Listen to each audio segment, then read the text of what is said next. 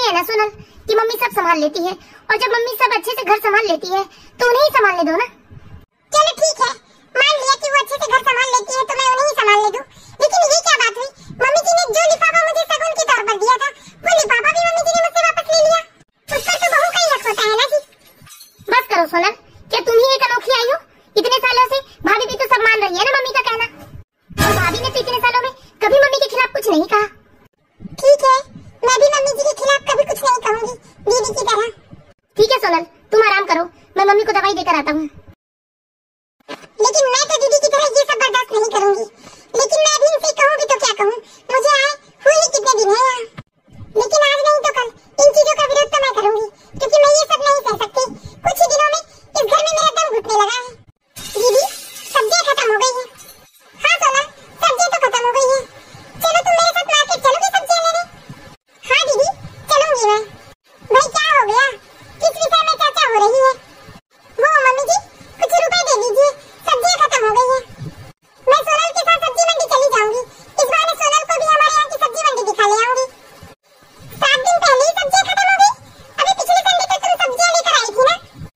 वो मम्मी जी, इस हफ्ते मेहमानों का आना जाना थोड़ा ज्यादा था ना। ठीक है, लेकिन थोड़ा हिसाब से, रोज रोज हरी सब्जियां मत बनाया करो। कभी दाल, चना, मटर ये सब भी बनाया करो बहू। वैसे भी सब्जियां कितनी महंगी हो रखी है। ठीक है मम्मी जी, जाओ तुम लोग रेडी हो जाओ, तब तक मैं रुपए लेकर आती हूँ। ठीक है मम्मी जी। दीदी, क्या आपको जेठ जी पैसे नहीं देते? क्यों सोनल, तुम ऐसा क्यों पूछ रही हो? इसलिए दीदी, क्या आप मम्मी जी से पैसे मांग रहे थे? ये सब्जी भाजी के लिए पैसे तो आप अपने अकाउंट से फोन पे के द्वारा भी खर्च कर सकते थे, फिर आप मम्मी जी से पैसे क्यों ले रहे थे? बात ऐसी है सोनल कि मेरे पास तो मेरा बैंक अकाउंट है जरूर, लेकिन बैंक अकाउंट में पैसे नहीं है, और फोन पे वो तो मेरे मोबाइल में ऐप ही नहीं है। और दूसरी बात सोनल कि घर के सारे रुपए पैसे तो मम्मी जी ही संभालती है। मैंने तुम्हें बताया था ना सोनल कि घर की सारी जिम्मेदारियां और रुपए पैसे का जो भी लेन देन है ये सब मम्मी जी के हाथ में ही होता है। अरे यहाँ तक पापा जी, तुम्हारे जेठ जी, देवर जी, ये सभी लोग मम्मी जी को एक निश्चित तारीख को लाकर अपनी सैलरी दे देते हैं। तभी तो सोनल मम्मी जी इतना बड़ा परिवार चला रही है। अब जल्दी चलो वरना हमें देर हो जाएगी। लेकिन दीदी, क्या आपको बुरा नहीं लगता कि थोड़े से पैसे के लिए भी आपको मम्मी जी के सामने हाथ फैलाने पड़ते हैं? पहले लगता था सोनल मुझे जैसे अभी तुझे लग रहा है ना, पर अब क्या करूं, मेरी आदत हो गई है। अब जल्दी करो सोनल, जो भी सवाल है घर जाकर पूछ लेना, हमें सब्जियां लेकर जल्दी से घर भी जाना है। ठीक है दीदी, चलिए सब्जी खरीद लेते हैं। क्यों, तुमने तो बोला था बेटा कि दामाद जी के साथ तुम 2-4 दिनों में आ जाओगी, फिर क्यों नहीं आई? अच्छा ठीक है माधुरी, मैं तुम्हें बाद में कॉल करती हूँ। ये तुम्हारी भाभी सब्जियां लेकर आई है, जरा हिसाब किताब पूछ लेती हूँ। हिसाब किताब? दीदी, क्या ये मम्मी जी हमसे सब्जियों का भी हिसाब लेगी? हाँ सोनल, तो बताओ बड़ी बहू, कितने रुपए की सब्जियां ले आई हो तुम? जी 450 रुपए की आई है मम्मी जी सब्जियां तो। 450 रुपए? ये सब्जियां क्या सोने के भाव बिकने लगी हैं? हाँ मम्मी जी, सब्जियां बहुत महंगी थी मार्केट में। अब क्या करें, महंगी भी होगी तो सब्जियां खाना तो छोड़ नहीं सकते। थोड़ा हिसाब से बनाया करो बहू, कितनी महंगी हो गई है सब्जियां। अच्छा वो 50 रुपए वापस आए होंगे ना, मैंने तुम्हें 500 रुपए दिए थे। जी मम्मी जी, ये लीजिए 50 रुपए। बाप रे, मम्मी जी 50 रुपए भी वापस ले रही है। ठीक है, सब्जी बहुत महंगी है, जरा अच्छे से धोकर फ्रिज में जमा देना, मैं आ रही हूँ एकांत दीदी के घर से। ठीक है मम्मी जी। क्या दीदी, आपको बुरा नहीं लगता? एक तो मम्मी जी ने गिन के रुपए दिए थे, और जब हम वापस आए तो मम्मी जी ने हमसे हिसाब भी लिया, और जो पैसे बच गए वो वापस भी ले लिया। हाँ सोनल, इस घर में सालों से ऐसे ही होता है, मुझे भी बुरा लगता था, लेकिन अब मैंने इसे अपनी आदत में शामिल कर लिया है। लेकिन मैं तो ये सब नहीं झेल पाऊंगी दीदी, हद हो गई। अब 500 रुपए का भी हिसाब देना पड़ेगा ना मम्मी जी को। देखो सोनल, तुम इन बातों का लोड मत लो, और वैसे भी कल तुम्हें अपने मायके जाना है, इसलिए ये सारी बातें यहीं छोड़ आओ। और हाँ, आज शाम को ही मम्मी जी से पैसे ले लेना तुम, वरना कल मम्मी जी पूजा पाठ में बैठ गई ना तो 1 घंटे तुम्हें सिर्फ पैसे लेने के लिए वेट करना पड़ेगा। ये क्या बोल रहे हो दीदी, मैं अपने मायके जाने के लिए भी मम्मी जी से पैसे लूं? हाँ सोनल, मैं तो लेती आई हूँ, और तुम्हें भी लेना पड़ेगा मम्मी जी से पैसे। बिल्कुल नहीं लूंगी दीदी, पैसे तो मैं इनसे ही लूंगी। अच्छा ठीक है, चल सब्जियां जमा लेते हैं। चलिए दीदी। आज तो तुम बहुत खुश हो ना सोनल? ये भी कोई पूछने वाली बात है क्या? ऐसी कौन सी लड़की होगी जो मायके जाने के नाम पर खुश ना होगी? अच्छा सुनिए जी, कल आप मुझे कुछ रुपए दे देना, मुझे अपने मायके में कुछ फल, मिठाइयाँ और थोड़े पैसे हाथ में भी तो लेकर जाना होगा ना। ठीक है ना सोनल, कल तुम मम्मी से रुपए ले लेना। रुपयों का हिसाब तो मम्मी ही रखती है ना, तुम्हें तो मालूम है। आप ये क्या बोल रहे हो जी कि मैं रुपए मम्मी जी से जाकर ले लूं? मैंने आपसे शादी की है तो आप ही मेरी जिम्मेदारियां उठाएंगे ना। आप सुन लीजिए, मैं मम्मी जी से पैसे मांगने बिल्कुल भी नहीं जाऊंगी। लेकिन मैंने तुम्हें बताया था ना कि रुपए पैसों का लेन देन सब मम्मी ही संभालती है। और एक बात बताओ सोनल, मम्मी से पैसे मांगने में तुम्हें क्या बुराई नजर आती है? देखिए मैंने साफ साफ कह दिया है, यदि आपको अपनी पत्नी को मायके भिजवाना है ना तो पैसे तो आपको ही लेकर आना होगा मम्मी जी से।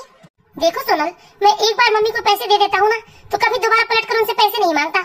और वैसे भी सोनल, जरूरत तो तुम्हारी है ना, तो तुम्हें लेना चाहिए मम्मी से पैसे। मुझे नहीं पता था मुझे इस तरह का दकियानूसी परिवार मिलेगा। अरे तुम ये क्या बोल रही हो? हाँ मैं बिल्कुल सच कह रही हूँ, और अच्छा ही हुआ जो थोड़े बहुत पैसे मेरे अकाउंट में सेव है, जिससे मैं अपने मायके जा सकती हूँ और अपना खर्चा चला सकती हूँ। लेकिन मैं तो मम्मी जी से पैसे बिल्कुल नहीं लूंगी। तुम्हें मम्मी जी से पैसे नहीं लेना चाहिए सोनल। अरे कब तक नहीं लोगी सोनल तुम मम्मी जी से पैसे? यहाँ तो तुम्हें 5 रुपए की दवाई भी खानी हो ना तो मम्मी जी से ही पैसे लेने होंगे। नहीं दीदी, नहीं ले पाऊंगी मैं मम्मी जी से पैसे। क्या तुम ऐसी जिद में बैठी रहोगी सोनल और अपने मायके जाना भी छोड़ दोगी? अरे ना दीदी, मैं अपने मायके जाना क्यों छोड़ूं? और 2-4 दिनों में मेरा भाई आएगा तो मुझे वो लेवा कर ले जाएगा। लेकिन मैं मम्मी जी के इन नियमों को बिल्कुल भी नहीं मानूंगी और इस नियम को तोड़ कर रहूंगी दीदी मैं। क्या आपको नजर नहीं आता दीदी कि मम्मी जी इतनी उम्र की होने के बावजूद भी सोने का हार, बिंदिया, झुमके, कंगन सब पहनकर सजी धजी घर में बैठी रहती है? और हम जिस घर की बहुएं हैं, और मैं तो नहीं नवेली हूँ, लेकिन फिर भी उन्होंने सारे सोने के गहने उतरवा लिए मुझसे और नकली गहने पहनने को कह दिया। अरे कब तक चुप रहें दीदी हम? सोनल मम्मी जी आ रही है, प्लीज कुछ मत बोलना। मैं नहीं डरती दीदी। अरे क्या हुआ सोनल, तुम तो अपने मायके जाने वाली थी ना आज? हाँ मम्मी जी, लेकिन मेरा भाई आएगा ना मुझे कुछ ही दिनों में लेने, इसलिए नहीं गई मैं। अरे वाह, ये तो बहुत अच्छी बात है। अरे मैं तो तुम लोगों को ये बताने आ रही थी कि कल तुम्हारे ननद नंदू आ रहे हैं, तो उन लोगों की खूब खातिरदारी करना और शिकायत का कोई मौका मत देना तुम दोनों। जी ठीक है मम्मी जी। चलो सोनल, चलकर तैयारियां कर लेते हैं, ननद नंदू जी आ रहे हैं। पता नहीं दीदी आप ये सब कैसे सहन कर लेती हैं। चलिए, माधुरी और दवात जी भी बस आते ही होंगे। बड़ी बहू दौड़ो, देखो तुम्हारे ननद नंदोई आ गए, डोरबेल बजा रहे हैं। जी मम्मी जी। अरे तू तो रहने ही दे बड़ी बहू, इतने आराम से जाएगी तो क्या बेचारे दरवाजे पर ही खड़े रहेंगे? बताओ यार, ये दीदी जी ऐसी घर में ही आएंगे ना, ये दरवाजे से वापस चले जाएंगे? ये तो हद ही हो गई। अरे ये तो कुछ नहीं है सोनल, बस तुम देखती जाओ कैसे मम्मी जी दीदी और जिया जी को सिर आंखों पर बैठा कर रखती है। अरे जाओ बहू, जल्दी से चाय पानी कुछ लेकर आओ, आ गए हैं तुम्हारे ननद नंदोई। आओ बैठो बेटा, थक गए हो तुम लोग। प्रणाम जिया जी, प्रणाम दीदी। और बताइए भाभी, सब बढ़िया? अरे तुम भी प्रणाम करो ना, क्या तुम्हें अलग से बताना पड़ेगा? जी भाभी। प्रणाम दीदी, प्रणाम जिया जी। और बताइए भाभी, कैसा लगता है आपको हमारा ये घर? बढ़िया दीदी, सब बढ़िया है। अरे खड़ी क्या हो, जाओ जल्दी से चाय पानी लेकर आओ। जी मम्मी जी। और बताइए दवा जी, सब बढ़िया है? जी मम्मी जी, सब बढ़िया है। अब तो 4-5 दिन रुक कर ही जाओगी ना? अरे कैसी बात कर रहे हो मम्मी, अभी तो रुकना पॉसिबल है नहीं, अभी तो इनका ऑफिस से दिन को छुट्टी नहीं मिल सकती। अरे तुम लोग खड़ी क्या हो, जाओ जाकर भोजन की तैयारी करो। ठीक है मम्मी जी। अब बताइए मम्मी जी, ऐसे इमरजेंसी में क्यों बुलाया है आपने हमें? अरे हाँ बेटा, बताऊंगी ना, पहले तुम लोग पेट भर खाना पीना खा लो, फिर हम रात को बैठकर बात करते हैं। जी ठीक है मम्मी जी। अरे सच में भाभी, खाना तो आपने लाजवाब बनाया था। थैंक यू दीदी। हाँ मम्मी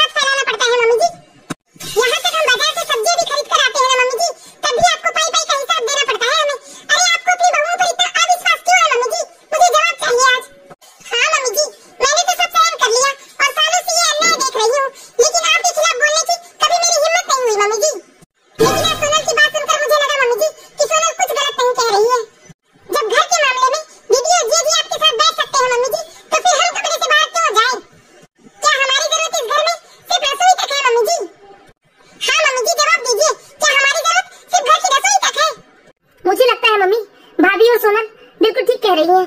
हाँ मम्मी जी, भाभी यहाँ कुछ गलत नहीं कह रही हैं। हाँ मम्मी, मुझे भी ऐसा ही लग रहा है कि भाभी कुछ गलत नहीं कह रही हैं। जरा सोचिए मम्मी, अगर मेरे ससुराल में मेरे साथ ऐसा हो कि घर के बारे में कुछ जरूरी बात हो और मुझे कमरे से बाहर भेज दिया जाए तो मुझ पर क्या बीतेगी मम्मी? हाँ मम्मी, और मुझे लगता है कि हमारा परिवार सोनल और भाभी के बिना तो अधूरा ही है ना। भाभी और सोनल भी इस घर का खास हिस्सा है मम्मी, तो फिर घर के आर्थिक फैसलों में इनकी भागीदारी क्यों ना हो मम्मी? और दूसरी बात मम्मी, ये घर सोनल और भाभी का भी तो है, तो फिर ये अपने घर का भला ही चाहेंगी ना। हाँ बेटा, मुझे लगता है तुम सब बिल्कुल ठीक कह रहे हो। हाँ बेटा, सब मेरी ही गलती है।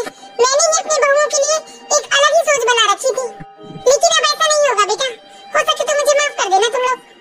आज के बाद इस घर में जो भी फैसले होंगे वो बहुओं की मौजूदगी में होंगे बेटा। और मैं आप सभी दर्शकों से भी विनती करती हूँ कि अपने घर की बहुओं को सिर्फ रसोई तक सीमित न रखें।